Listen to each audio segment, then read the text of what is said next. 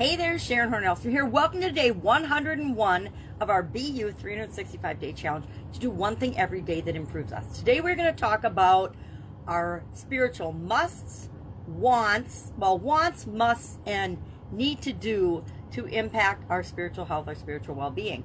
Now, these definitions and distinctions between things that we want, things that we must have, and things that we need are important for all areas and aspects of our life. Why? They help us prioritize, make everyday decisions, figure out what's right for us. So yesterday we talked about should, right? Shoulds are how other people want us to show up in the world. Musts, wants, and needs are all about how we want to show up in the world. Let me take a sip of coffee and look at some of the notes I took. And then today we're going to share a 5-step process that you can use to prioritize your needs, the must-haves in your life, over the wants. Because guess what? There are an infinite number of things that we could want as society and mankind grows and matures, and as more things are invented, the list of things that we could want becomes almost limitless. It's almost it is unlimited. It's limited only by our imagination to determine the things that we could want and desire. So what's the difference between a must-have, a need, and a want? I think of musts and needs sort of in the same category, right? A need or a must is something that's who we are. It's inherent in our being. It's what we live for. It's the things that we're passionate about. It's our truest version of ourselves. It's who we are when nobody else is looking. Those are the must. We must behave in a certain way. We must have certain things. We must have a certain impact on things. It's what we breathe for. It's how we live. It's the things that are really inherent in who we are as individuals. Again, it's our truest version of ourselves, who we are when nobody else is looking.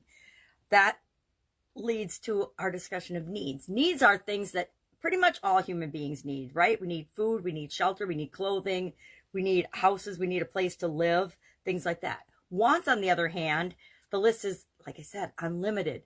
We might want to travel. We might want to join a coaching program. We might want to be a part of an organization. We might want a particular job. We might want, the list is endless. So, food, water, shelter, clothing, those are things we need. We need to prioritize those things, right? For our survival. Needs are things that we have to have in order to live. Wants are things that we want because we believe that they're going to improve or impact the quality of our life. So what's a simple 5-step process to help us identify and prioritize? Because if we don't take care of our needs, we're not going to be alive to enjoy the things that we want in life, right? So as far as I'm concerned, needs are really musts. We must have enough food and water to sustain our life and give us energy to do anything else in our life. We have to have clothing and shelter. In most, instances, we need clothing and shelter and things like that. So how do we prioritize those things? Well, the first thing we need to do is, number one, make a list of all of our needs and wants. Just throw them all. Just start brainstorming a list. And then if you want to put a little N by the needs or an M for must have, or you can separate them out. Needs might be the things like food, shelter, and clothing that we have to live. Must might be the moral and the level of certain things that we need to feel good about ourselves to be the truest version of ourselves. Some people have a certain level of income that they must attain each year, or it devastates them, spiritually, mentally, emotionally, etc. So maybe that's on your must list. And then wants is everything else, anything else that you want that would improve the quality of your life. So you could put a W, M, and N by each of those on your list, and then look at that list. Step 2 is to research the prices or the cost. And I like to do more than just money. I like to do money, time, and energy, because that's going to be, the time and energy things are going to be higher cost to me, because those are resources that once I give them up, I don't get them back. Energy, I guess, if you eat and things, but we're not going to get into the depth of that discussion. So step 2, research what is the cost. I would say, what are the cost in resources, not just dollars, not just the prices of things. Step 3 is to cut out all the luxuries. If you need to, depending on your level of income, you're going to have to cut out certain luxuries, things that are on your want list that you can't afford right now. A lot of us got a lot of experience during COVID, right? During COVID, there were things that weren't even available to us that were actually on the needs and must-have category. And so we needed to prioritize those things in terms of how we attained those resources during COVID. And a lot of the luxuries and things that we wanted and the luxuries, they weren't even available to us during COVID. So step 4 is to get multiple streams of income. Now, that's another big lesson that COVID taught us. If your only source of income was your job and your job was furloughed or you were laid off during COVID, you were in big trouble. Yeah, you might have gotten a few pennies from the government, but chances are it wasn't enough to sustain you through the time period if your job was your only source of income. But if you have other sources of income, and I learned this when I was young, I always worked in corporate America. I went to college, got a good job, worked in corporate America, but I also had different businesses on the side. So I always had more than one stream of income coming in.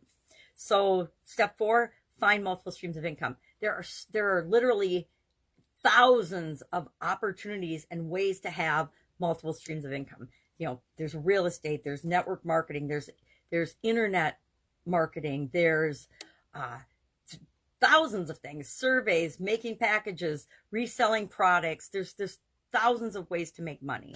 And so you want to have more than just one thing that you're dependent on, because things like COVID, as unbelievable as many of us would have thought that was before, look at the impact that's had on all of us. And it's going to continue to impact us probably for decades to come. And then step 5 is be honest with yourself. Be sincere with yourself. Be really open and honest with respect to what do I need?